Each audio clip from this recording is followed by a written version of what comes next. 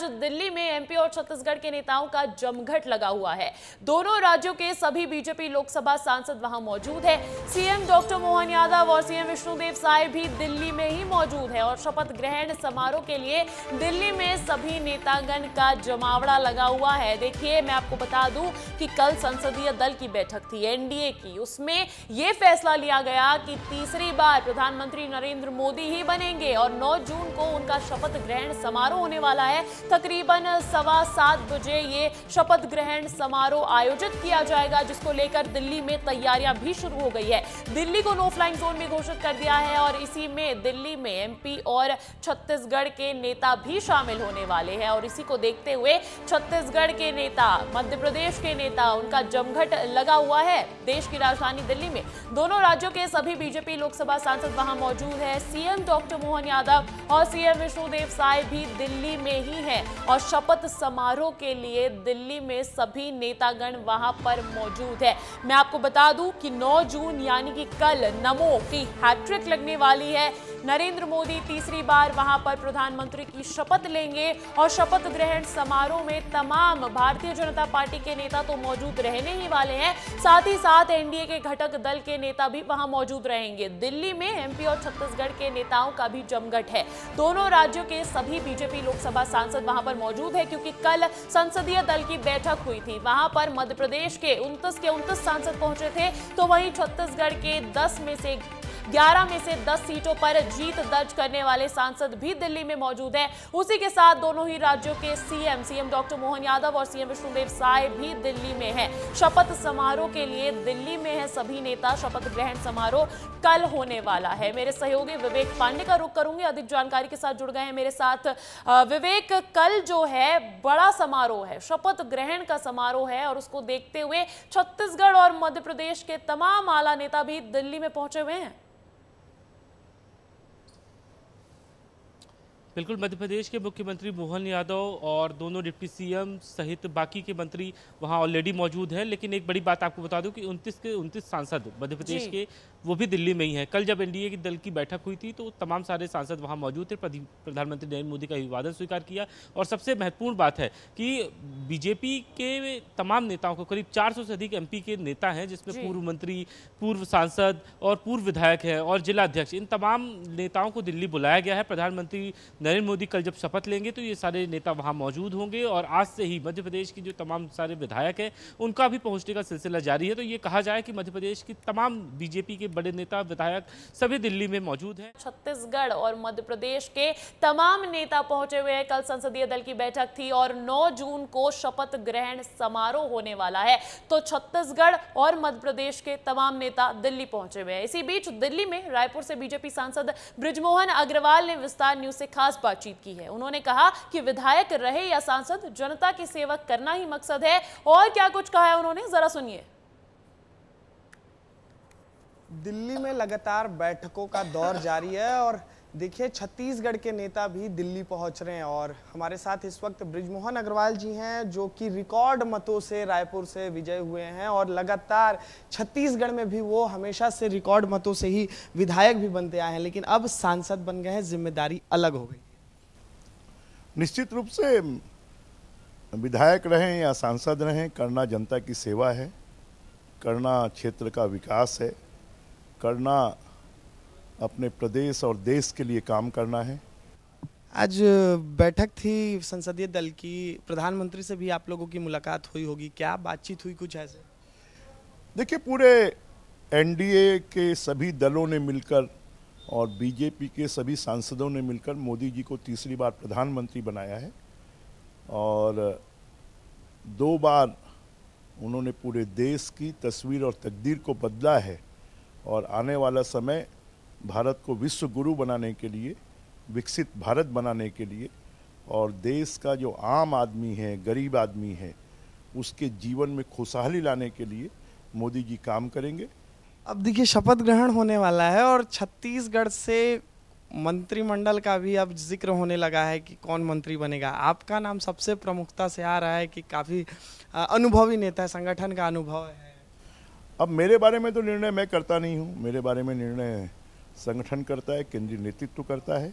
केंद्रीय नेतृत्व जो जिम्मेदारी देगा उसको। मंत्री बनना चाहते हैं? केंद्रीय नेतृत्व तो जो भी जिम्मेदारी देगा उसको हम निभाएंगे। भूपेश बघेल कह रहे हैं कि आने वाला 6 महीना 1 साल में फिर से चुनाव हो सकता है। उन्होंने एक्सपोस्ट किया और कार्यकर्ताओं को तैयार रहने के लिए कहा। अब भूपेश बघेल जी तो सपने की दुनिया में जीते हैं और इसीलिए वो लोकसभा चुनाव भी हार गए।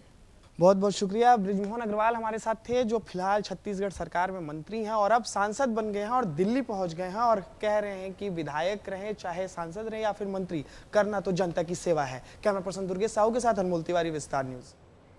कल जब मध्य प्रदेश और छत्तीसगढ़ के सांसद पहुंचे थे संसदीय दल की बैठक में, तो विस्तार न्यूज ने मौका नहीं छोड़ा उनसे बात करने में। देखिए, धार से नवनिर्वाचित सांसद सावित्री ठाकुर दिल्ली में एनडीए संसदीय दल की बैठक में शामिल हुई। उन्होंने भी विस्तार न्यूज से खास बातचीत की है। चर्चा में क्या कुछ कहा है, जरा वो सुनवाते हैं आपको।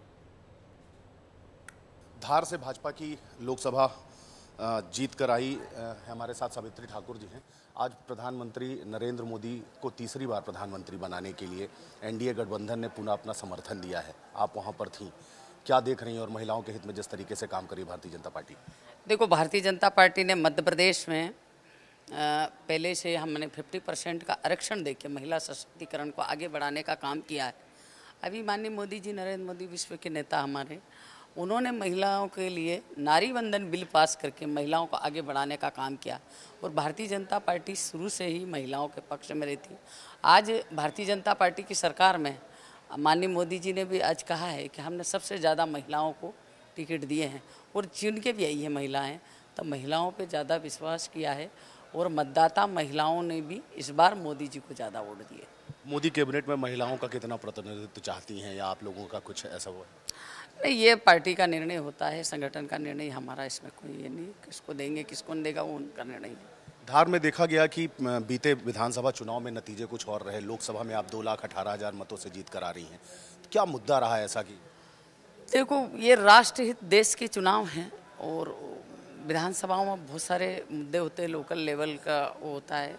इसमें देश को देखते हुए चुनाव होते हैं और मैं ऐसा नहीं मानती हूँ। मेरे पिछली बार मेरे सामने उमंग सिंगार था, अभी उनका दोस्त था, तो ऐसा हम लोग नहीं मानते हैं। और हम लोग, मैं समाज सेवा से आई हूँ, मेरी खुद की पकड़ भी है, खुद हमारे कार्यकर्ता और विद्युत स्तर पे हमारे कार्यकर्ता। ये लोकसभा चुनाव कार्यकर्ता लड़ता, कभी उम्मीदवार नहीं लड़ता है।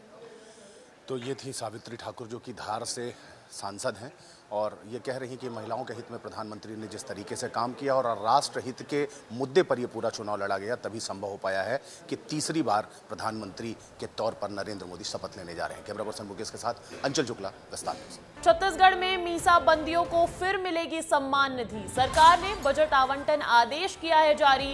कांग्रेस सरकार ने लगा दी थी रोक। मैं आपको बता दूं, 28 जनवरी 2019 को लगाई थी ये रोक। अब मीसा बंदियों को 2008 से जो सम्मान निधि दी जा रही थी उसको बहाल करने का फैसला ले लिया है छत्तीसगढ़ सरकार ने। 15,000 पेंशन के रूप में दी जाती है सम्मान निधि और ये छत्तीसगढ़ से बड़ी खबर निकलकर सामने आ रही है। छत्तीसगढ़ में मीसा बंदियों को फिर मिलेगी सम्मान निधि और सरकार ने बजट आवंटन आदेश जारी कर दिया है। मैं आपको बता दूं कि भूपेश बघेल सरकार ने इस पर रोक लगा दी, तो 2019 को रोक लगा दी थी और अब उसको बहाल करने की घोषणा कर दी गई है। मीसा बंदियों को 2008 से दी जा रही है सम्मान निधि, 15,000 पेंशन के रूप में दी जाती है सम्मान निधि।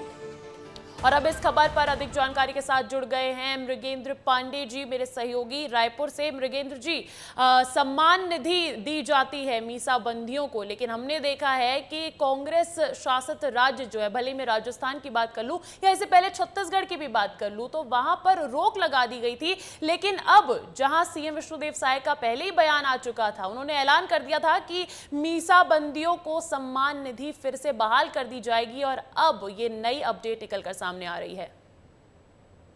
जी, निसंदेह कांग्रेस सरकार ने मीसा बंदियों को मिलने वाली पेंशन को बंद कर दिया था जी। और उसको लेकर जो मीसा बंदी रहे हैं, लगातार कोर्ट भी गए, उन्होंने बहुत सारे संघर्ष किए, लेकिन जब तक प्रदेश में कांग्रेस की सरकार रही, सरकार ने इस राशि को बोला कि ये अनावश्यक खर्च है और इन लोगों को ये राशि नहीं दी जानी। कोर्ट में भी इन चीजों को लेकर सरकार की तरफ से पक्ष रखा गया, लेकिन राज्य में जब बीजेपी की सरकार आई दिसंबर के बाद, तो विष्णुदेव साय सर मुख्यमंत्री ने साफ कर दिया है कि जो मीसाबंदियों की पेंशन है, क्योंकि ये पेंशन डॉक्टर रमन सिंह की सरकार में शुरू की गई थी और जैसे ही भूपेश बघेल की सरकार आई उसे पहला जो कदम है उन्होंने बंद करने का किया।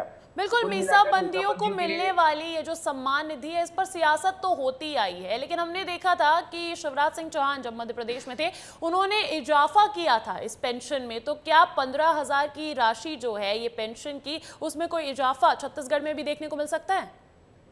हाँ, आने वाले दिनों में सरकार ये प्रयास कर रही है कि इस पेंशन राशि को बढ़ाया जाए और इसके लिए सच्चिदानंद उपाध्याय जो भाजपा के वरिष्ठ नेता है और मीसाबंदी सेनानी संघ के अध्यक्ष भी हैं, वो लगातार प्रयास कर रहे हैं। वो केंद्र में भी गए थे, पीएम नरेंद्र मोदी से भी मिले थे और तमाम चीजें थी। तो उम्मीद की जानी चाहिए कि आने वाले समय में पेंशन छत्तीसगढ़ में बढ़ सकती है।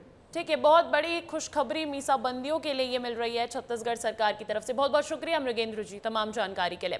और अब अगली खबर रायपुर से। रायपुर में स्कूली बसेस की फिटनेस की हुई जांच में 86 स्कूली बसेस अनफिट पाई गई हैं। 26 ड्राइवर कंडक्टर को बीपी और शुगर पाया गया है। वहीं 38 ड्राइवर कंडक्टर की नजर कमजोर है। 15 जून को फिर लगेगा शिविर। बिना फिटनेस और स्वस्थ ड्राइवर के नहीं चला पाएंगे बस। तो देखिए, स्कूलों सिक्योरिटी, छात्रों की सिक्योरिटी को लेकर ये बड़ी कार्रवाई देखने को मिली है। रायपुर में स्कूली बसेस की फिटनेस की जांच हुई है और जांच में 86 स्कूल बसेस जो हैं वो अनफिट पाई गई है। वहीं ड्राइवर और कंडक्टर की सेहत में भी वो अनफिट पाए गए हैं। 26 ड्राइवर कंडक्टर को बीपी और शुगर की दिक्कत है। वहीं 38 ड्राइवर कंडक्टर की नजर कमजोर पाई गई है। 15 जून को फिर लगेगा शिविर और बिना फिटनेस और स्वस्थ ड्राइवर के नहीं चला पाएंगे बस। इस खबर पर अधिक जानकारी के साथ फोन लाइन पर जुड़ गए हैं मेरे सहयोगी रोहित। ये बड़ी अपडेट निकलकर सामने आ रही है स्कूली बच्चों की सुरक्षा को देखते हुए, क्या कुछ जानकारी है? बिल्कुल, देखिए 16 जून से स्कूल खुलने वाले हैं। ऐसे में बड़ी संख्या में जो बड़ी स्कूलें हैं उनकी बसों को जो है वो फिटनेस उनका चेक किया जा रहा है। अभी 4 दिन जो है वो कैंप आयोजित किया गया था। इस कैंप में कुल अगर देखा जाए तो 86 बसेस ऐसी हैं जो अनफिट नजर आई हैं, जिनके पास में जो तमाम तरीके से डॉक्यूमेंट्स नहीं थे। इसके अलावा जो बस है उसमें खामियां पाई गई है, स्टीयरिंग में, हेडलाइट में, ऐसी कई जगहों पर है। कई की बसों के चक्के में जो है वो खामियां पाई गई हैं। वो तमाम बसों को अनफिट करार दिया गया है और कहा गया है कि फिट होने के बाद ही इन स्कूल बसेस का जो है वो संचालन किया जाएगा। इसके अलावा ड्राइवरों पर भी एक्शन लिया गया है। ड्राइवरों को भी जो स्वास्थ्य है वो चेक किया गया, जिसमें 26 ड्राइवरों को बीपी शुगर की समस्या निकल के आई है। इसके अलावा 38 की नजर कमजोर है। तो ये तमाम लोगों को भी जो है वो प्रशिक्षण कराकर ड्राइवर बदलने को भी जो है वो कहा गया है। तो बिल्कुल, ये एक्शन जरूरी है, ये कदम जरूरी है। छात्रों की सुरक्षा को लेकर ये कदम बेहद जरूरी है। बहुत बहुत शुक्रिया रोहित तमाम अपडेट्स के लिए। अगली खबर इंदौर से मिल रही है। इंदौर में कॉलोनाइजर और सरपंच की मिलीभगत ने सैकड़ों लोगों को बेघर कर दिया। वजह महज इतनी थी कि कॉलोनाइजर को अपनी कॉलोनी बनानी थी और ये झुग्गियां उस कॉलोनी में वैसे ही थी जैसे चांद में दाग। अब इन लोगों की सुध लेने वाला कोई नहीं है।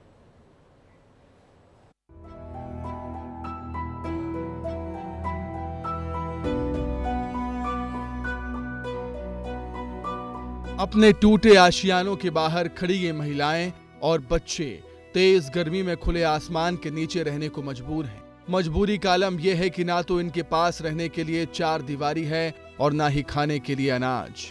घर तो इनके पास भी था, लेकिन वो घर छीन लिया गया और छोड़ दिया गया इन सबको इनके हाल पर। ना तो अब इन्हें कोई पूछने वाला है, ना ही किसी को चिंता है इनके आशियाने की।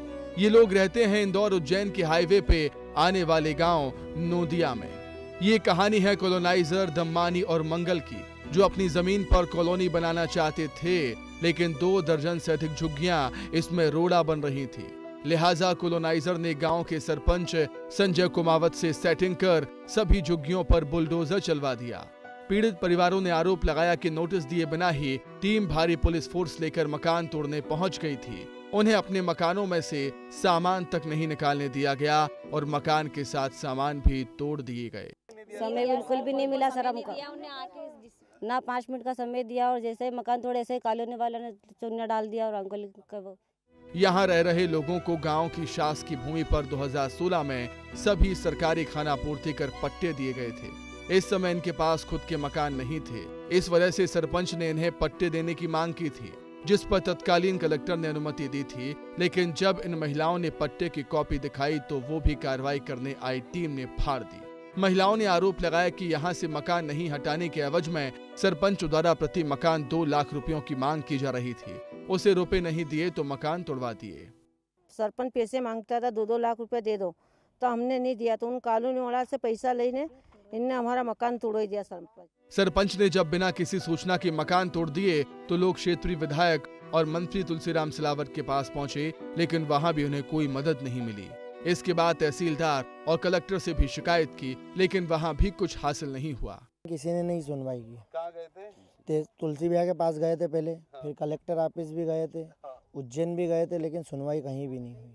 वहीं इस पूरे घटनाक्रम में सरपंच संजय कुमावत का कहना है कि वो चरनोई भूमि है, वहाँ कुछ लोग शासकीय भूमि पर कब्जा करके बैठे थे। उन्हें हटने के लिए नोटिस भी भेजे गए थे, लेकिन वे हटे नहीं तो प्रशासन ने कार्रवाई की। मैंने किसी से रुपए नहीं मांगे, मैं बहुत सक्षम परिवार से हूँ। झोपड़ी शासकीय भूमि में थी और इन्होंने अवैध अतिक्रमण कर रखा था और नोटिस भी निकाला था कि आप ये हटा लीजिए, यहाँ पे गौशाला बनेगी और ये अवैध रूप से है। ना तो इनके पास कोई पट्टा था, कुछ भी नहीं था। नहीं, ऐसी कोई बात नहीं है, मैं खुद सक्षम हूँ। मैंने खुद ने भी ज़मीन बेची है और पहले से ही सक्षम लोग हैं हम। इस मामले में कॉलोनाइजर निकेत मंगल ने फोन पर बताया कि उनका इस मामले से कोई लेना देना नहीं है। हालांकि इसको लेकर वो मिलने को तैयार नहीं हुए। वहीं पीड़ित परिवारों ने आरोप लगाया कि सावेर एसडीएम को शिकायत भी की, लेकिन उन्होंने भी कोई कार्रवाई नहीं की। कई घंटों इंतजार करने के बाद कलेक्टर ने भी मुलाकात नहीं की। पीएम मोदी की अति महत्वाकांक्षी प्रधानमंत्री आवास योजना का अधिकारियों द्वारा माखौल उड़ाया जा रहा है। सरकारी जमीन है, पास में प्राइवेट जमीन है, उस पर कॉलोनी काटने के लिए इन गरीबों के मकान तोड़ दिए गए। भूखे प्यासे बच्चे यहाँ तेज धूप में रहने को मजबूर है, लेकिन जो जिम्मेदार है वो मौन है। पुनीत विजयवर्गीय, विस्तार न्यूज़, इंदौर।